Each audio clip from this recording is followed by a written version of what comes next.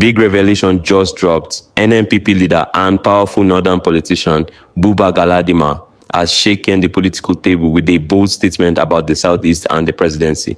The Obi should grab NNPP's offer and that the best Southeast can get is a VP. Why? In the first place, I don't want to believe in North and South politics. This would shock you. According to him, the quickest way for any politician from the Southeast to become president of Nigeria is by first serving as vice president. He made this shocking claim on national TV, saying the reality of Nigeria's politics makes it almost impossible for a Southeasterner to win the top seat without strong support from a sitting government. Galadima said this while discussing alliances ahead of the 2027 elections. And guess what? He brushed aside all the North versus South arguments, insisting that competence should matter more than region when it comes to leadership. By the end of this video, you would let me know if you agree with him. Watch this video carefully till the end. I will be back to say something. So, it's because people are not knowledgeable. We don't know each other. And I was on record to say that the easiest way, when we forget about this chauvinism, for a Southeasterner to become president, the easiest, I'm not saying that he cannot become, but the easiest way is for him to be a vice president and supported by a sitting government to be president. So you don't think Obi should go for the, for example? Record. Listen now, you don't know Obi. Me is my friend. I don't have all the time in the world, so I want to raise some other issues. Yeah, okay, let's even talk about it. Both ADC and PDP particularly are wooing both Obi and Jonathan because of the question of South, you know. What do you make of that wooing for Jonathan and Obi, and then the recent meeting between Obi and Jonathan? That's a welcome development. Yep. I'm the one who believes in unity. If they can put their heads together and bring out one person, you can see how the whole country will fall in line. Because it is a political strategy to get us out of this hardship. Now, the INEC just registered for Timor. Not registered. Sorry. I mean, listed. Thank you for the correction. They just enlisted for Timor, who have to go by tomorrow. I think it's by tomorrow, 17th or so, for physical verification. 14 of them. Then you have, making it about 32. What do you make of that listing? And what do you make of the more? Some people say the more the merrier, but how does that play into the hands of the incumbent or the hands of the opposition? Let me tell you something. It's because we are not politicians. It's because we don't have exposure around the world. Why should anybody dictate to me how many political parties would be there? So you're okay with it? I'm coming.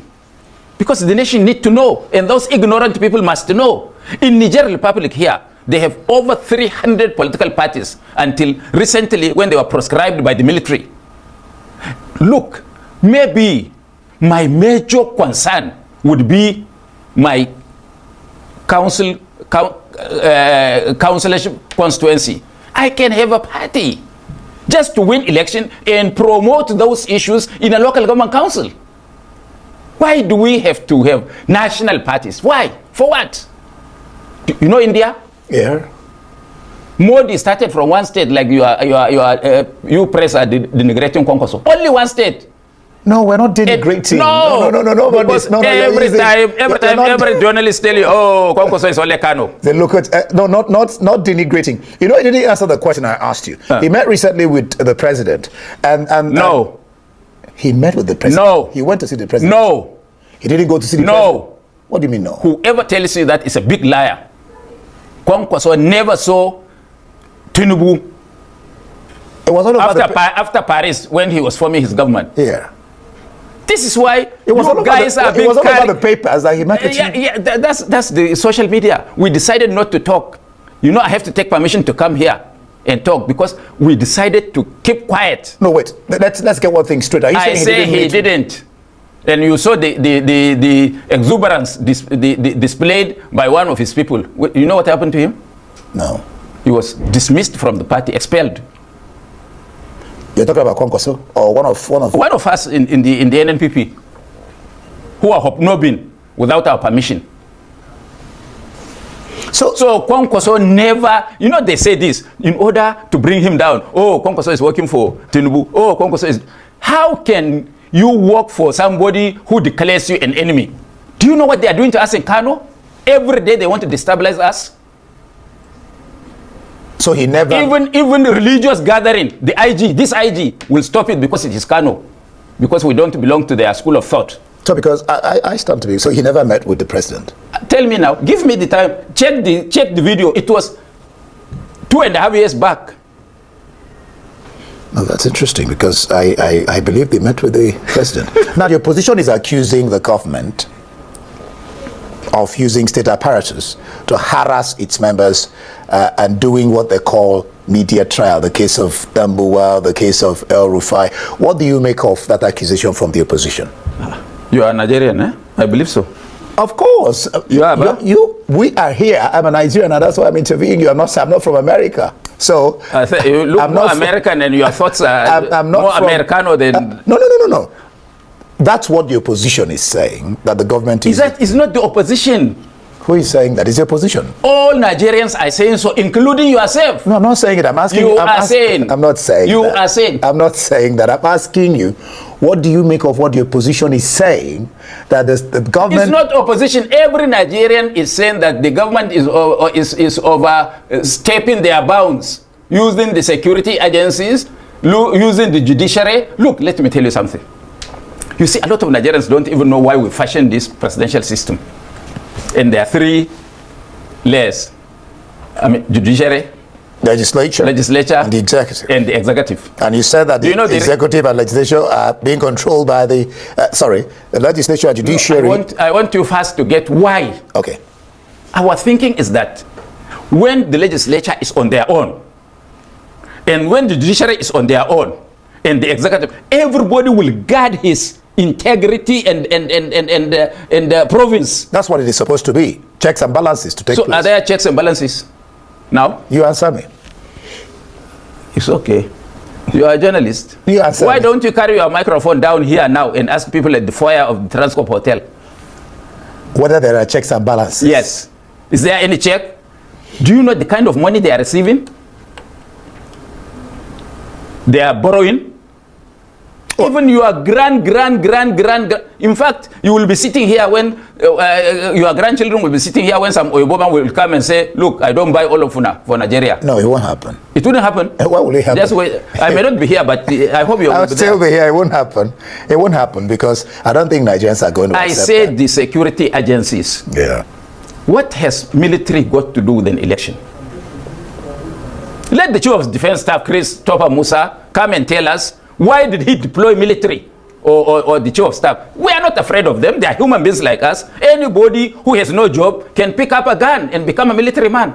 What's there? In 1967. You have to go to NDE before you can become a military man. I say in 1967, I went to Zaria Depot to join the military. And in the questions they did to me, they asked me, what am I doing? I say, I'm in school. Which level? I say, secondary 2. They chased me out. I left Zaria and went to Ibadan. I didn't know that they wanted me to go to school.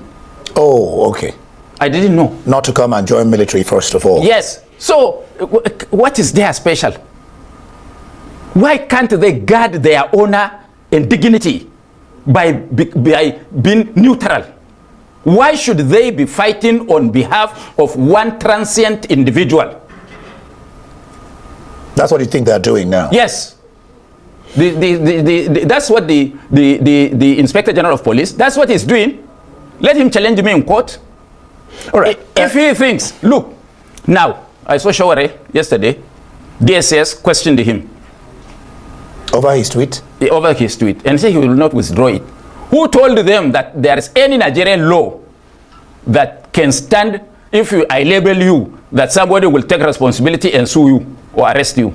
If the man he labeled feels so, let him go to court. That's his argument. He says why... It's not his argument, that is the law. No, what I'm saying is that well, that's what he raised. That's the law. That's what I'm saying. He says, let the person who he tweeted concerning, take him to court. Well, Omar Ado of the ADA, which is one of the newly listed parties by the INEC, says the permutations now are different from what it was in 2015 when the opposition defeated the incumbent, Jonathan. This time he says it will be a question of using the scorecard of this government and the messaging in that direction. And so 2015 is likely to be repeated in 2027. Do you agree with him? I don't. Do you live in Nigeria? Do you agree with him? No, I'm asking. Do you? Do you live in this country? Do you agree with what? Are you just coming? Omar you just flew in to interview me? I've been around. Do you agree with what Omar Ado said? You know, I thought this is not even a question you would ask me. As far as I'm concerned, Yeah. even those in the APC government will work against it when the time comes. And I want the president to put his ears on the ground. Anybody that gets money that they are collecting now to share during election, people will take their pension and gratuity and do otherwise. I am giving them free consultancy. Okay. We'll leave it here. We'll leave it here at that free consultancy you're giving to the president and the APC. From that, what I deduce is that you think that the opposition will probably repeat what happened in 2015. All right. For you to even ask, that's why I feel annoyed that you are even asking this question. All right, thank you. Me, I thought they are already packing their luggage. Thank you so much. I don't expect that. I want to hear from you. Do you think Buba Galadima is right that the Southeast can only get the presidency by first producing a vice president and gaining support from a sitting government? Or do you believe Nigeria is ready to break that political pattern in 2027 and give the Southeast a fair chance at the top seat? Former State Governor Rabiu Kwankwaso, the nominee of the New Nigeria People's Party, warned the state over top contenders like Bola Tinubu, the president now, and Atiku Abubakar in 2023. But other parties in the country, including the APC and the PDP, have more influence in other states. So how does the party plan to extend its sphere of influence far beyond Kano State and increase its relevance in an already crowded political field? I'm now joined by renowned politician and influential member of the New Nigeria People's Party, NNPP, Buba Galadima. Glad to have you join us on Prime Time. Thank you very much. Good. So let's start with your thoughts on the political scene generally, the cross-carpeting, the question of the possibility of one-party state, if there's anything like that, the issue of campaigns before time, and INEC punishing defaulters or saying we don't have the power based on the constitution to punish defaulters when they default concerning the 150 days period for election. Let's start with this. Well, thank you very much for having me on this program. I had, in the last 6 months, complained severally about INEC's inability to call political players to order. And I came to realize, painfully too, that they are not in a position to do that because those who pay the piper dictates the tune. This issue of campaigning before being allowed by INEC was started by the government of the day. And this suggests that INEC cannot be an empire in a political environment as we have today. If they don't have the lever to even say, please, don't, we have not yet allowed politicians to start. But I also want to say that the wisdom by the APC to start campaign early is because they wanted to see their opponents such that they will, through time, before time, cut them into pieces.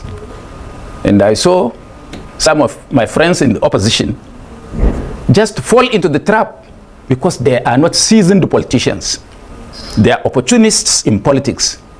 If they had known, or if they are politicians, they couldn't have danced to the drum being beaten by the APC.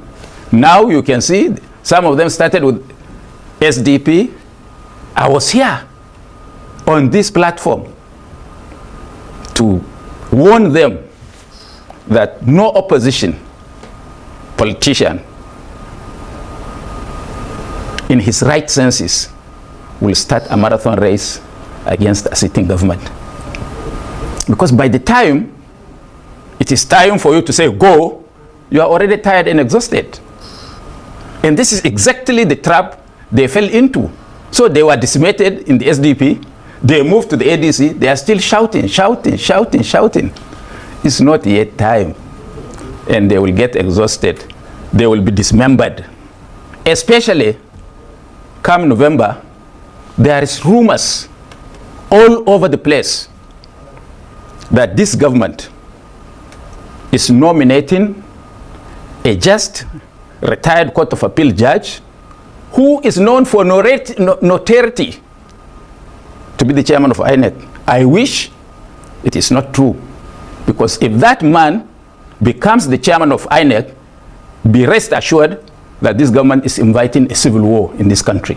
We hope not. That's a very serious statement to make, civil war in the country. Yes. We've not gone through the one we went through, so we hope not. Well, you said it's a rumor, so we watch and see what plays out. Now, the last elections, past local government elections in Rivers and the by-elections just held, APC dwarfed all the parties. Would you say this is a sign of things to come in 2027? No, they didn't dwarf anybody.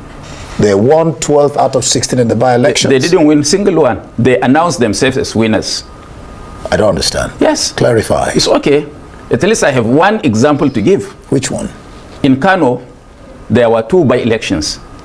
And all the by-elections were to fill a position created either by death or inconclusive election against the APC. And we took all. In Ogoy Shanono Federal Constituency, it was APC House member that died. And we scored 16,000 against APC's 5,000. Incidentally, that is the stronghold of the APC, where Ganduje comes from, where Senator Barrow Jibrin comes from, where Abba Bichi comes from. That's their senatorial district. And in the other senatorial district, we went to fill the inconclusive election. The APC, the NNPP, scored 5,700 plus votes, while the APC scored only 265. That shows the growing popularity of the NNPP. However, they asked innocent party men, our party men, to say that they will not announce the results until they come to the APC in INEC headquarters in Kano. Which electoral law says that you cannot announce results where in the constituency where, or polling booth where those results were generated? Immediately they came. Even the commissioner of police and the director of SSS in Kano at that venue said there was a peaceful, free and peaceful election. But when they came to Kano, they said that, look, that there was violence. So we are cancelling this election in Kunchi Sanyawa local government. And they declared the former result, which was nullified by court. So as far as we are concerned, of course, they have INEC in their pocket. They can nullify the results. But the whole world knew that we won. And let me give you another example. There were 5 polling units for an inconclusive election in Kaura Namoda of Zamfara State. Over 30,000 soldiers were drafted to Zamfara. For 5 units, polling booths election, 30,000. And people were beaten up, people were maimed by the military and sacked. And they wrote results for themselves and announced. When this election was going on that day in Kaura Namoda, bandits were beheading people in adjacent to local government of Shinkafi, just near Kaura Namoda. But there were no soldiers to attend to the masses that were being slaughtered. To the bandits. So if what you're saying, assuming Because Don't assume. that claims, it's that not claims a claim. that you're making. They know. When I speak, they know that I speak the truth. Don't waste your time. They know. Well, for me, it's a claim. Let's just assume, for purposes of trying to correct things, that this happened or this occurred. How do we, or you, or the nation begin to guard against such instances so that votes of the people can count? Well, this government is not arranged. This government is not organizing. Is not ready to organize a free and fair election. Why do you say that? From their antics. You know how they're destabilizing the parties? That suggests that they don't want to an opposition at all during the election. But I want to assure them that there will be opposition, and if they don't change their style of governance, they will lose this election. We will come to that, but let's talk, because you've talked about your, NNPP, sorry. You say NNPP prioritizes ideology over political convenience, or what some others call stomach infrastructure, question of selfish desires. Politicians like you go to where their bread are buttered, as it were. What's the ideology of your party? And some has said that NNPP is a local player. It's just the Kano, that region, that particular small crocosm. Why don't you make alliances? Why don't you join coalitions, to broaden your base? Thank you. First, how many registered voters in Kano? 6-7 million. Now we are over 8 million. With what figure did President Ahmed Bola Tinubu won the election? I know you won. NNPP won. I say with what figure nationwide? And then that was 8 million plus. So it means that if Kano people could come out, all of them to vote as registered, the man from Kano could have become president. The man who controls Kano could be president. Is that to say that you don't need an alliance or coalition? No. I'm just giving you, I'm moving to the issue of alliance. Okay, go on. And this is one. Two, I want to ask you, you pressmen always say, oh, Konkoso is a local champion. He is only in Kano. Let's accept that as the basis of this argument. Can you mention one politician in the whole of Nigeria, including the president, who can deliver his state? Who can deliver his state? Yes. He can beat table and say, look, come rain, come shine. If there is a free and fair election, I can deliver my own state. Mention one. One. I know that the president lost in Lagos last time. I know that the former president lost in his state last time. Well, I can't really remember offhand now.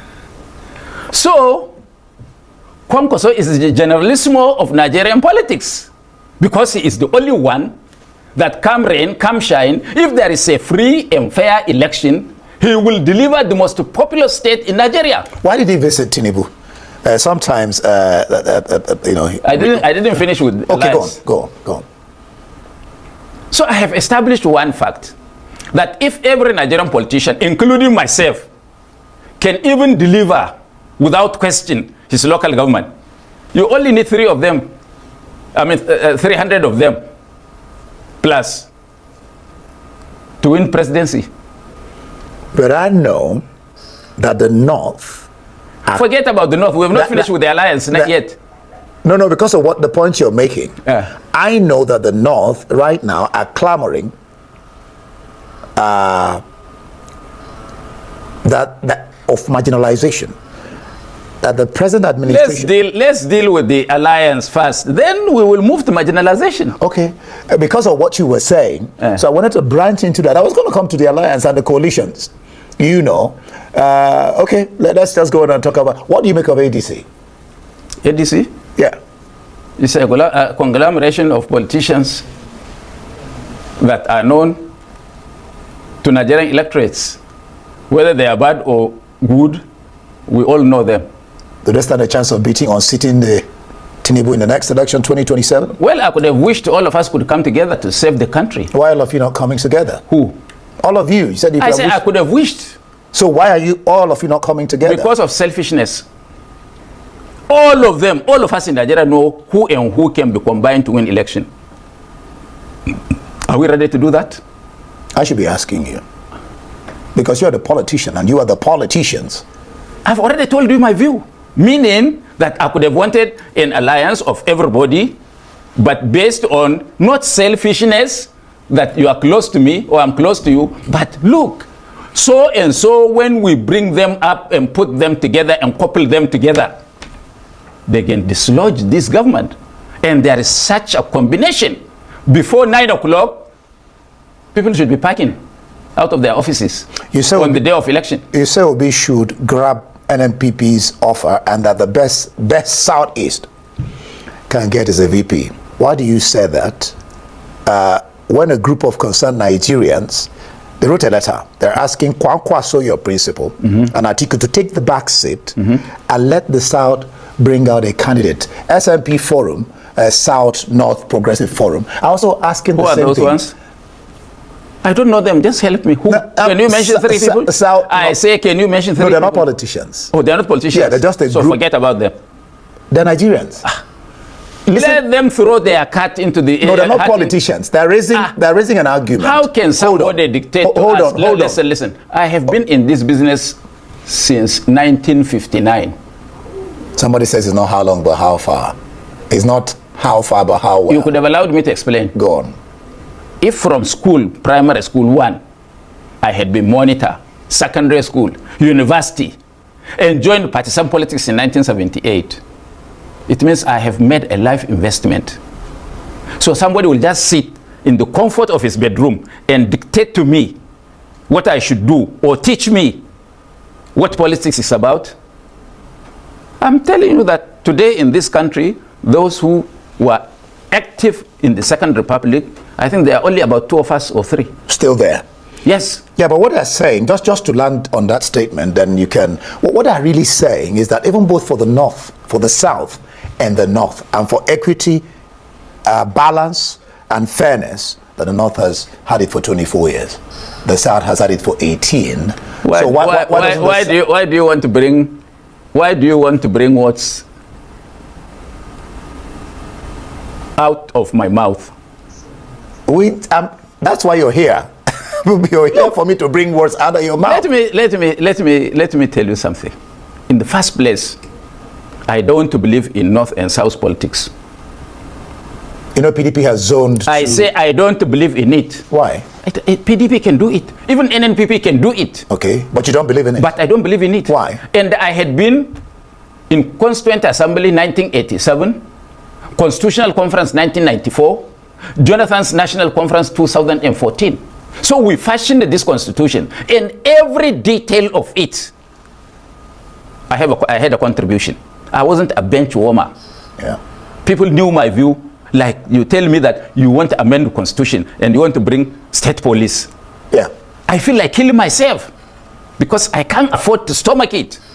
And those who will do it, they can do it, but they will be the first victims.